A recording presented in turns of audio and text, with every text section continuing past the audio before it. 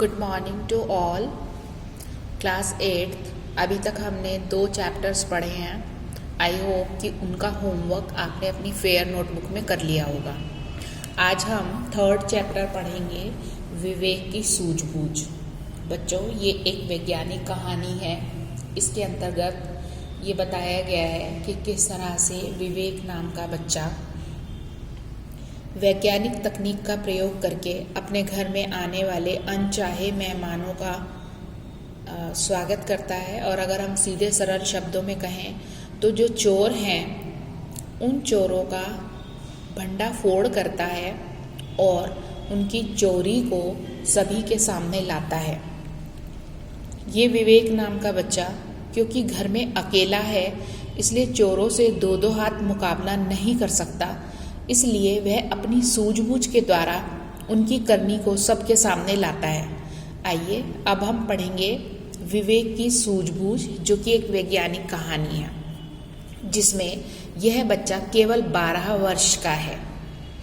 विवेक school का homework पूरा करने के बाद टेलीविज़न देखता है। हाथ में रिमोट लेकर वह चैनलों के नंबर बदलता रहता है। सभी चैनल और खासकर समाचार चैनल के पते, फ़ोन नंबर, ईमेल आदि उसे याद है। विवेक के नाना नानी कोलकाता में रहते हैं। विवेक के मामा की शादी है। घर के सभी लोग शादी में जा रहे हैं, परंतु विवेक नहीं जा रहा है क्योंकि उसी दिन से विवेक की वार्षिक परीक्षा शुरू होने वाली है।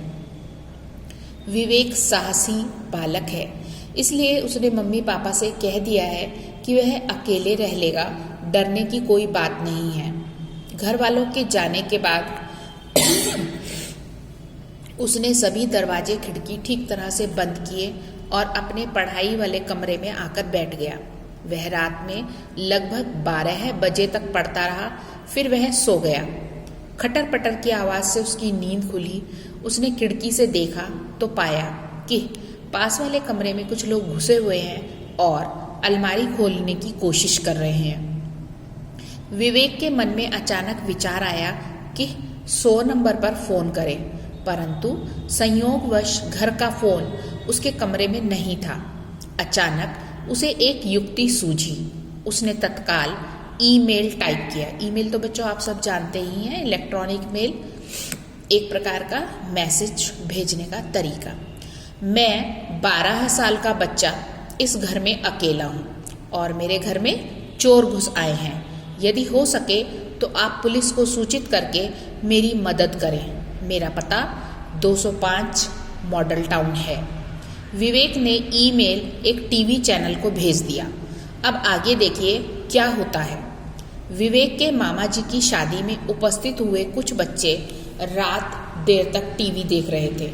अचानक टीवी रुक गया और उद्घोषक ने कहा, हमारी कैमरा टीम इस समय विशेष कार्य में लगी हुई है।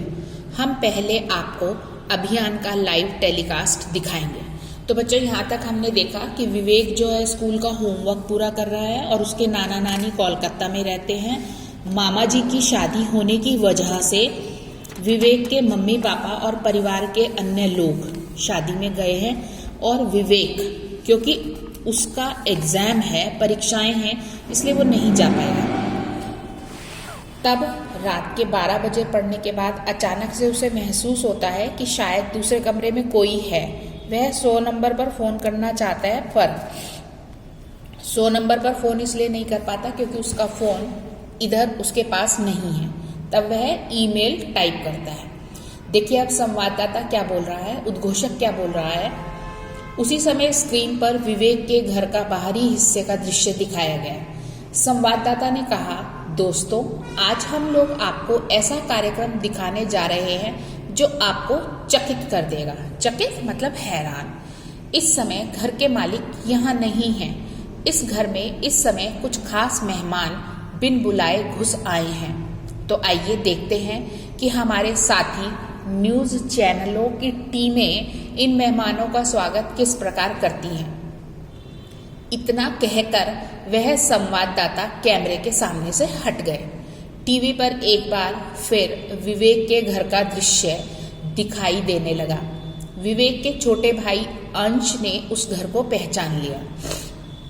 वह दौड़ता हुआ दूसरे कमरे में मेहमानों के साथ बात कर रहे अपने पापा के पास पहुंच गया और बोला, पापा पापा, टीवी पर अपने घर का दृश्य दिखाया जा रहा है।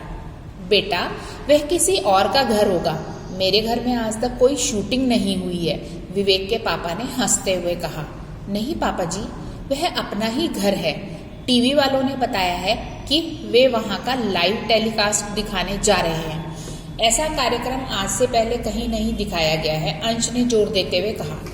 विवेक के पापा अंश की बात मानने के लिए तैयार नहीं थे, लेकिन उसकी मम्मी उत्सुकतावश अंश के साथ चली गई।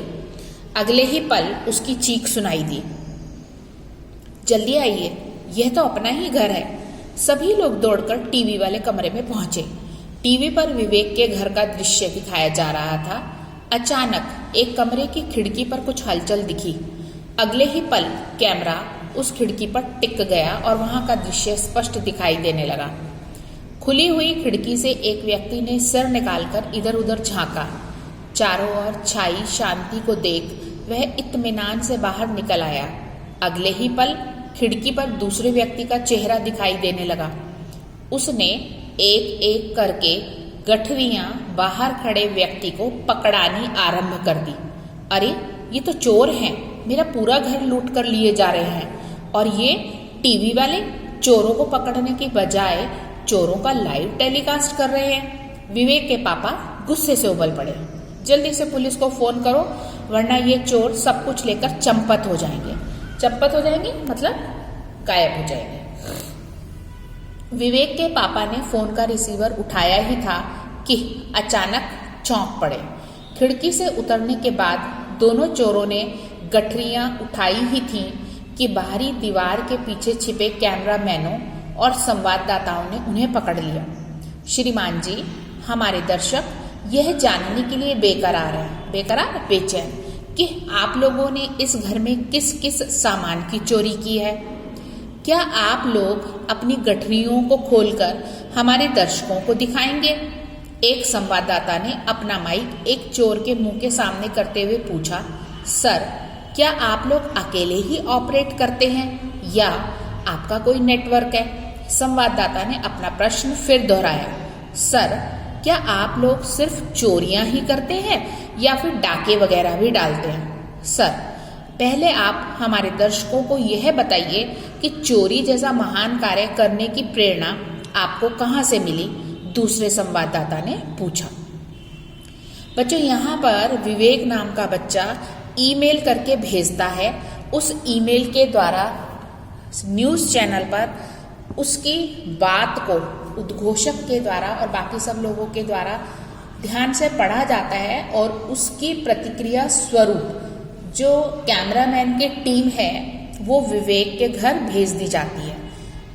सीधे सीधे दो हाथ करने की बजाय तकनीक की सहायता लेकर यहाँ उसने अपना संदेश पहुँचा दिया है। जहाँ कोलकाता में उसका भाई, छोटा भाई अंश और बाकी सब बच्चे टीवी देख रहे हैं, वहाँ अंश के द्वारा अपने घर को पहचान लिए जाने पर, पापा को बुलाने पर, पापा शायद उतना ध्यान नहीं देते हैं लेकिन मम्मी आ जाती हैं और मम्मी और पापा और बाकी सब लोग जो लाइव टेलीकास्ट हो रहा है, जहां संवाददाता चोरों से ये प्रश्न जानने को बेकरार है कि क्या वो अकेले ही ऑपरेट कर लेते हैं या उनका कोई नेटवर्क है कि वो लोग ने अपनी कोई पूरी टीम बनाई हुई है और वो टीम के साथ चोरी करते हैं। चोर बहुत निश्चिंत होकर चोरी कर रहे थे। इस तरह से पकड़े जाने पर वे बिल्कुल हकबका जाते हैं और वो क्या उत्तर देते हैं संवाददाताओं के प्रश्नों के, ये हम नेक्स्ट वीडियो में जानेंगे। Okay students, till then good bye.